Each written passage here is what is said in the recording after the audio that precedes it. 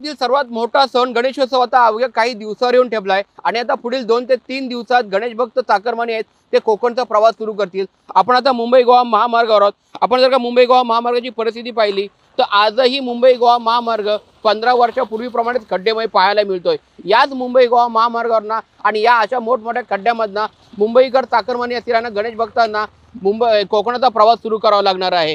आत्ताच आपण जर का विचार केला तर काही दिवसापूर्वी राज्याचे बांधकाम मंत्री शिवेंद्रराजे भोसले यांनी या मुंबई गोवा महामार्गाचा दौरा केला होता। याआधी देखील सर्वच मंत्री असतील त्याचप्रमाणे सर्वच अधिकारी असतील यांनी देखील मुंबई गोवा महामार्गाचा दौरा केला होता आणि त्यानंतर आश्वासन दिले की मुंबई गोवा महामार्ग लवकर ठीक होईल। मात्र 15 वर्षांनंतर देखील आजही परिस्थिती तीच दिसते। मुंबई गोवा महामार्गाचं हे जे शुक्ल काष्ट लागलेलं आहे खड्ड्यांचं ते कधी संपणार असाच प्रश्न आता या निमित्ताने विचारला जातोय। 2-2, 4-4 फुटाचे खड्डे इथे पडले आहेत। संपूर्ण लोकांनी प्रवास करतात। 2 आता 4 दिवसात चतुर्थी आले, गणपती आला सण आमच्या सिंधुदुर्गातला कोकणाचा सगळ्यात मोठा सण असतो आणि ह्या लोकांना किंवा राजकीय लोकांना काही कोणाला त्याचं काही देणं नाही।